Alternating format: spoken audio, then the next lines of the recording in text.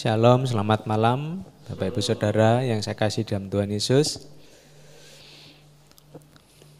Puji nama Tuhan, pada hari ini kita akan belajar kebenaran firman Tuhan. Saya beri tema Hidupku di mata Tuhan. Sebenarnya siapa kita di mata Tuhan Bapak Ibu Saudara? Tentunya kita semua adalah anak-anak Tuhan, hamba-hamba Tuhan. Mungkin ada yang berprofesi sebagai karyawan, ada yang berprofesi sebagai mahasiswa, pelajar, ada guru, dosen. Tapi kita semua adalah anak-anak Tuhan. Mari kita akan belajar dari kehidupan seorang raja yang terkenal, yaitu Raja Daud. Kita buka di dalam Kisah Para Rasul 13 ayat 22. Setelah Saul disingkirkan, Allah mengangkat Daud menjadi raja mereka. Tentang Daud, Allah telah menyatakan, Aku telah mendapat Daud bin Isai, seorang yang berkenan di hatiku dan yang melakukan segala kehendakku. Bapak Ibu Saudara, di sini dikatakan tentang Daud bahwa Allah telah menyatakan, dengan kata lain bahwa Allah itu bersaksi tentang Daud. Aku telah mendapatkan Daud bin Isai, seorang yang berkenan di hatiku dan yang melakukan segala kehendakku. Ya, kalau kita dikenan oleh atasan kita senang ya Bapak Ibu Saudara. Artinya kita mungkin punya sebagai karyawan, kita sudah melakukan pekerjaan dengan baik, tentu atasan kita akan suka ya apa yang kita kerjakan. Kalau kita sebagai mahasiswa, kita sudah belajar sungguh-sungguh, kita mendapatkan nilai yang baik, tentunya dosen juga akan bangga murid-muridnya mendapatkan hasil yang terbaik.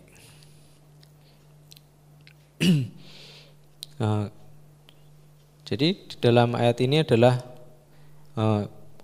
Kisah Para Rasul ditulis oleh Rasul Paulus, membandingkan antara Saul dan Daud.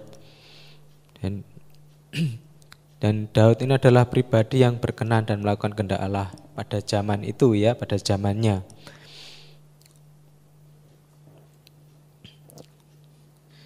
Dan kalau kita perhatikan, Allah memberikan kesaksian tentang Daud sebelum Daud menjadi raja.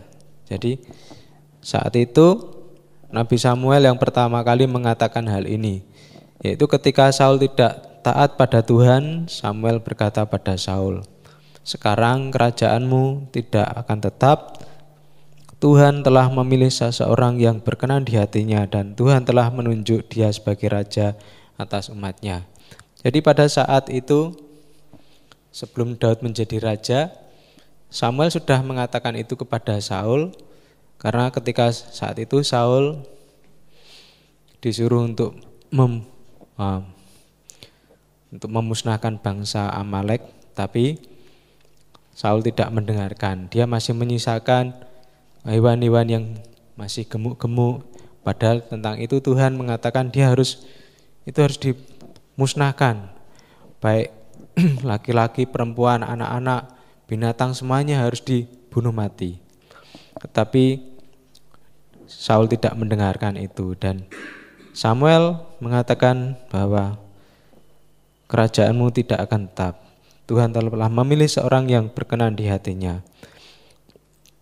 Jadi ketika saat itu Samuel ini masih seorang remaja, masih seorang pemuda. Tetapi Tuhan sudah memilih Daud ya. Sudah mengetahui siapa yang akan dipilih oleh Tuhan. Jadi karena kita percaya di dalam 1 Samuel 16 itu Tuhan mengatakan kepada Samuel bahwa jangan pandang parasnya.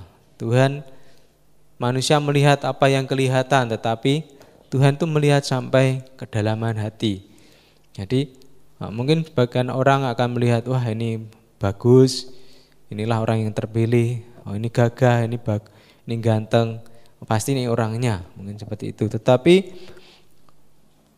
pandangan Tuhan tidak seperti itu. Tuhan sudah mengetahui bahwa Daud itu hatinya baik, ya, hatinya berbeda. Karena itu dia dipilih oleh Tuhan. Berbicara tentang berkenan artinya ada sesuatu yang Daud lakukan sehingga Daud berkenan di hati Tuhan. Jadi apa sih yang membuat Daud itu kok berkenan pada Tuhan?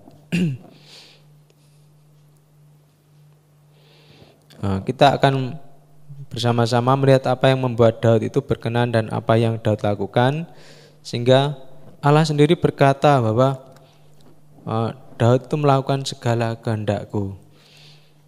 Kalau Bapak Ibu Saudara membaca sejarah raja-raja, kata Pak Agus memang benar bahwa kehidupan bangsa Israel itu up and down.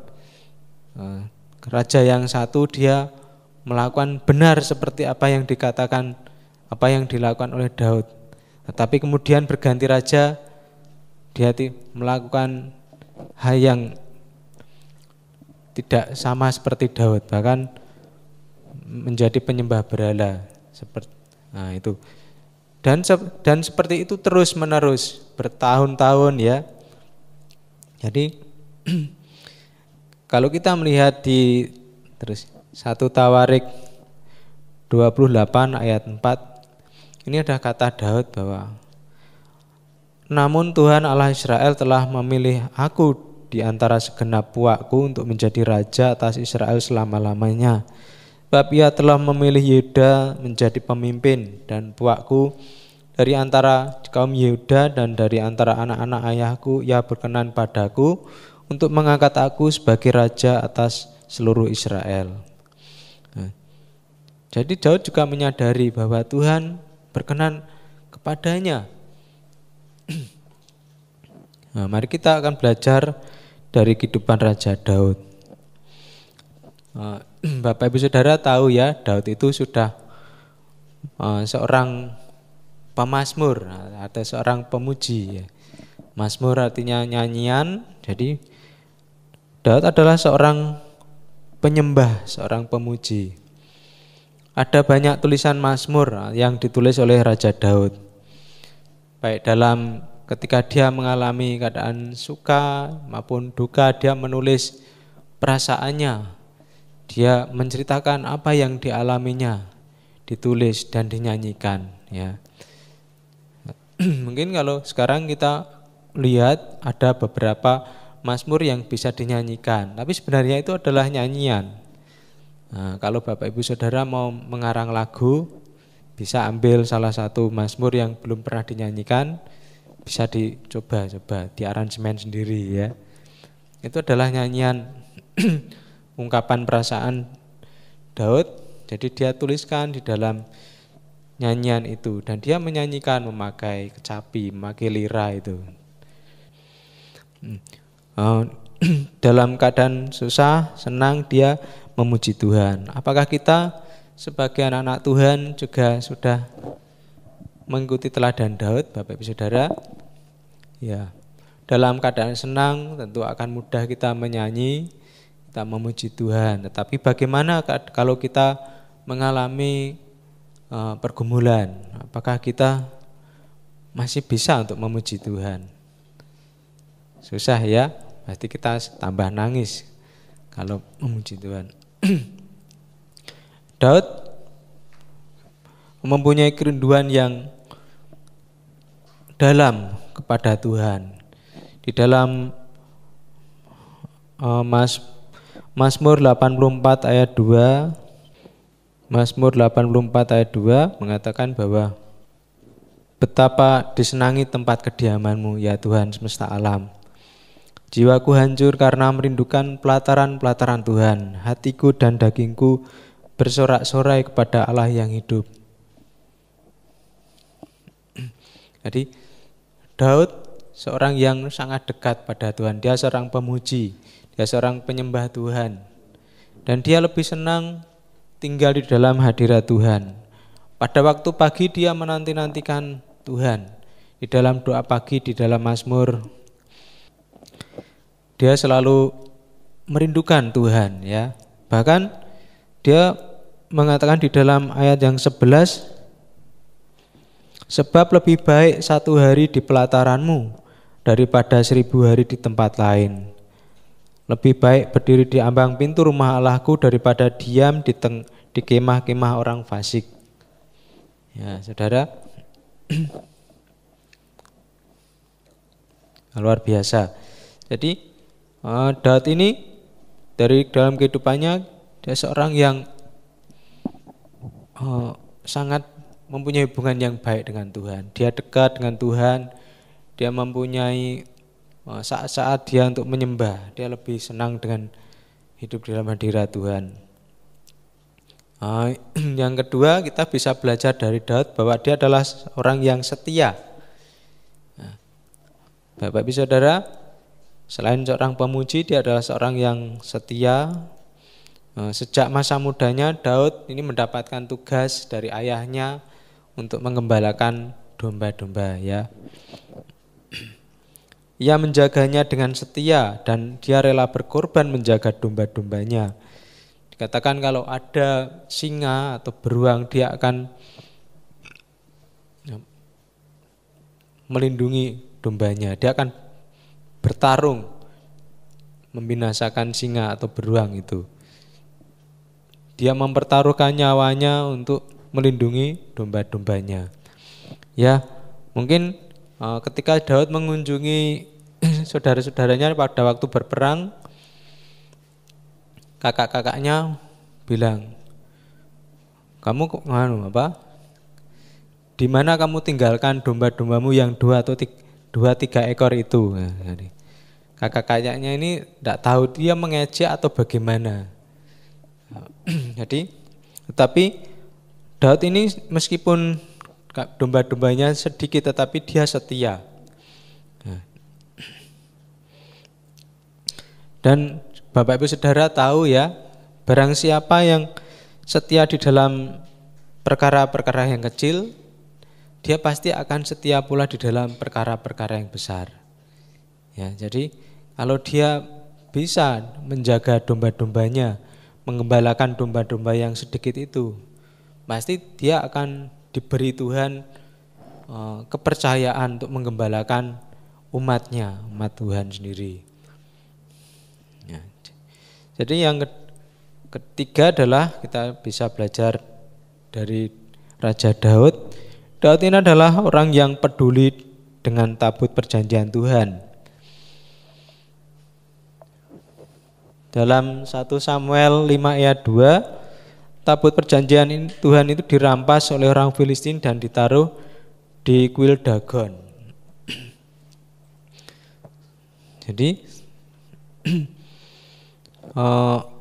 Jadi pada zaman Raja Saul menjadi raja, dia tidak berusaha mengambil tabut perjanjian itu. Tetapi pada waktu Daud menjadi raja, dia ingat kepada tabut perjanjian itu, sehingga dia memindahkan tabut perjanjian itu dari rumah Obed-Edom dalam 2 Samuel 6 ayat 12. Karena saudara, bagi orang Israel, tabut perjanjian itu adalah lambang kehadiran Allah sendiri. Tetapi pada zamannya Saul tidak mengindahkan sehingga tidak berusaha untuk diambil. Tetapi pada zamannya Daud menjadi raja, dia mengambil kembali Daud itu untuk dibawa pulang. Dan ceritanya panjang, mungkin Bapak Ibu Saudara bisa membaca. Tidak mudah untuk membawa tabut perjanjian itu. Jadi, bahkan ada banyak korban karena yang mencoba memegang itu akan mati ya, karena itu harus banyak korban yang harus dicurahkan untuk dia sampai kepada rumah Allah. Yang berikutnya adalah Raja Daud adalah orang yang bergaul dengan Tuhan.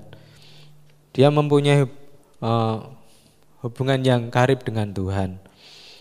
Pada saat bangsa Israel menghadapi peperangan, Raja Daud ini selalu bertanya kepada Tuhan. Bertanyalah Daud kepada Tuhan, apakah aku harus maju melawan orang Filistin itu? Akan kau serahkankah mereka ke dalam tanganku?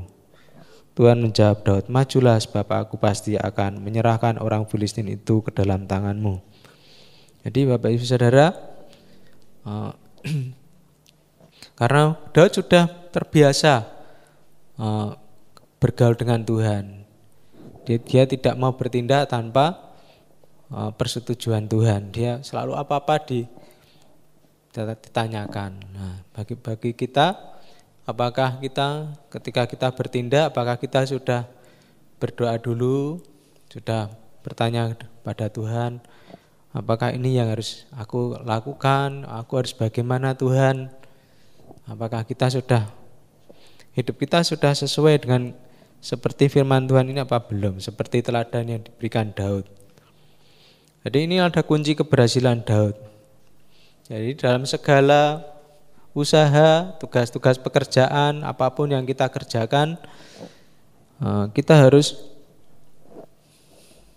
bertanya kepada Tuhan. Di dalam ayat Alkitab juga segala sesuatu yang kamu kerjakan itu harus kita mulai dengan ucapan syukur ya, dengan doa dan permohonan. Apapun yang kita kerjakan, kita mau berangkat sekolah ya kita berdoa Tuhan lindungi dalam perjalanan supaya diberikan kelancaran, keselamatan. Apapun yang kita kerjakan selalu mengandalkan Tuhan ya. Kalau berbagailah orang yang mengandalkan Tuhan, kalau kita tidak mengandalkan Tuhan ya kita berarti sombong ya Bapak Ibu Saudara. Carilah Tuhan selama ia berkenan ditemui, berserulah kepadanya selama ia dekat. Mari kita mencari Tuhan selama dia bisa ditemui ya, berkenan ditemui, berserulah padanya selama ia dekat. Kita hidup di zaman kasih karunia ya Bapak Ibu Saudara. Kalau zaman dulu ketika kita itu berdosa, kita langsung mati ya, binasa. Tapi sekarang kita itu ketika kita melakukan suatu kesalahan, kita itu masih diberikan kesempatan supaya kita itu bisa bertobat, supaya kita itu bisa kembali kepada jalan Tuhan. Jadi kita harus bersyukur. Yang berikutnya adalah Daud hatinya ini terpaut kepada Tuhan. Jadi Daud ini punya hati, jadi ketika ada apa-apa, dia selalu ingat Tuhan. Dalam keadaannya gelisah, keadaannya takut, gentar, dia selalu ingat pada Tuhan. Juga dicontohkan di dalam Mazmur 3 ayat 1-8, yaitu ketika anaknya sendiri Absalom yang akan mengadakan kudeta ya, ayahnya sendiri mau diperangi. Daud ini melarikan diri. Dalam keadaan yang seperti itu dia mencurahkan isi hatinya pada Tuhan. Ya Tuhan, betapa banyaknya lawanku, banyak yang bangkit menyerang aku, banyak orang yang berkata tentang aku, baginya tidak ada pertolongan daripada Allah. Tetapi Engkau Tuhan adalah perisai yang melindungi aku. Engkaulah kemuliaanku dan yang mengangkat kepalaku. Dengan nyaring aku berseru kepada Tuhan dan ia menjawab aku dari gunungnya yang kudus. Jadi Daud ini hatinya sungguh melekat pada Tuhan. Firman Tuhan, Tuhan akan meluputkan orang yang melekat padanya. Ya, janji Tuhan itu ya dan amin. Jadi Daud tahu dia mengandalkan Tuhan. Jadi apapun yang terjadi dia selalu membangun kepercayaannya kepada Tuhan, selalu berkomunikasi dengan Tuhan. Jadi baik keadaan susah, keadaan senang, dia selalu berbicara kepada Tuhan. Mungkin kalau saudara punya teman, saudara takut untuk bercerita apa yang dihadapi, Ya, lebih baik kita bercerita kepada Tuhan. Karena Tuhan pasti bisa menjaga rahasia kita. Kalau dengan teman, pada saat dia baik, dia bisa menjaga. Tetapi ketika hubungan tidak baik, sesuatu saat itu bisa menyebar kemana-mana apa yang kita ceritakan. Jadi, saudara, mari kita teladani apa yang menjadi kehidupan Daud. Juga bisa Bapak Ibu dibaca di Mazmur 5 ayat 1 sampai 7. Jadi setiap pergumulan yang dia alami, dia selalu curahkan hatinya. Tuhan tahu apa yang menjadi pergumulan hati Daud. Yang berikutnya adalah Raja Daud ini merendahkan hatinya dan mengakui kesalahannya ketika ditegur oleh Nabi Nathan. Bapak Ibu Saudara pasti tahu kisahnya. Jadi Raja Daud dia berselingkuh ya dengan Batseba. Dan bukan hanya itu saja, dia sudah meniduri Batseba, dan lebih dari itu dia menyuruh Uria untuk pulang dan supaya dia tidur dengan Batseba. Tetapi Uria ini tidak mau.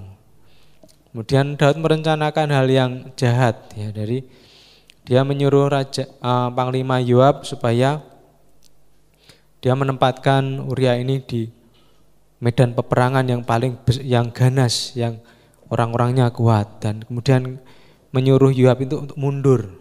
Saudara, apa yang terjadi? Siapapun orangnya, ketika sekuat apapun dia pasti akan meninggal pada saat itu. Jadi itu adalah hal yang jahat di mata Tuhan. Dan Tuhan menegur Daud, dan dia menyuruh abdi Allah yang bernama Nathan. Dan saat itu Daud tidak berusaha untuk menyembunyikan kesalahannya. Dia mengakui kesalahan dan dosanya.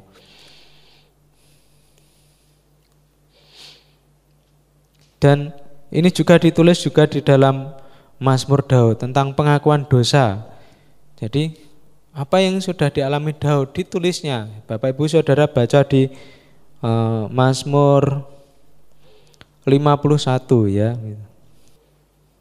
Nah, ini adalah pengakuan dosa Daud. Mazmur dari Daud ketika Nabi Nathan datang kepadanya setelah ia menghampiri Batseba. Kasihanilah aku ya Allah menurut kasih setiamu, hapuskanlah pelanggaranku menurut rahmatmu yang besar. Bersihkanlah aku seluruhnya dari kesalahanku dan tahirkanlah aku dari dosaku. Sebab aku sendiri sadar akan pelanggaranku dan senantiasa bergumul dengan dosaku. Terhadap engkau sajalah aku telah berdosa dan melakukan apa yang kau anggap jahat, supaya ternyata engkau adil dalam putusanmu, bersih dalam penghukumanmu. Sesungguhnya dalam kesalahan aku diperanakkan, dalam dosa aku dikandung ibuku. Sesungguhnya engkau berkenan akan kebenaran dalam batin, dan dengan diam-diam engkau memberitahukan hikmat kepadaku. Bersihkanlah aku daripada dosaku dengan hisop, maka aku menjadi tahir. Basuhlah aku, maka aku menjadi lebih putih dari salju. Dan Bapak Ibu Saudara bisa membaca seterusnya. Jadi Bapak Ibu Saudara, Daud ini juga seorang manusia biasa seperti kita ya. Tapi dia mempunyai sikap hati yang benar ya. Dia mempunyai sikap hati yang baik. Ketika ditegur dia tidak menyalahkan. Seperti ketika Hawa dan Adam itu jatuh dalam dosa. Mereka berusaha ketika ditegur oleh Tuhan, aku disuruh ini, saling menunjuk. Tidak seperti itu, tetapi ya aku bersalah. Dia langsung mengakui kesalahannya.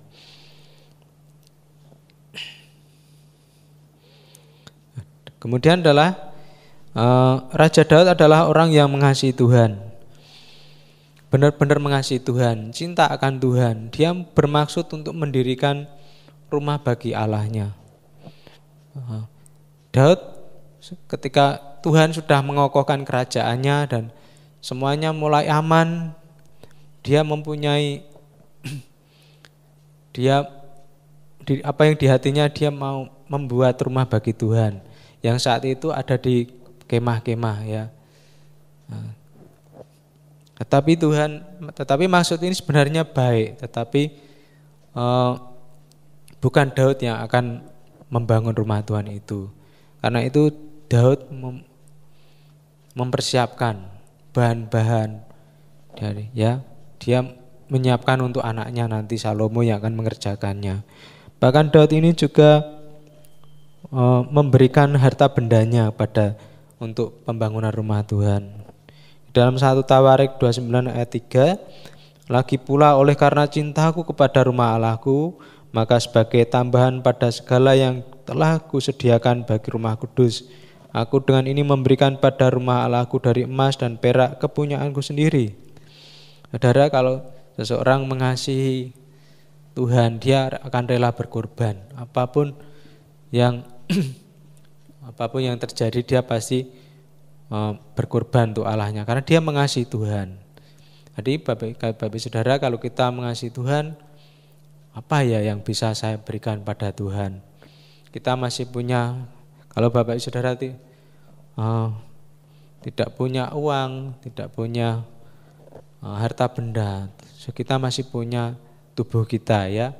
Kita bisa pakai apa yang ada pada kita persembahkan pada Tuhan. Roma 12 ayat 1, persembahkanlah tubuhmu sebagai persembahan yang hidup, yang kudus, yang berkenan kepada Tuhan ya.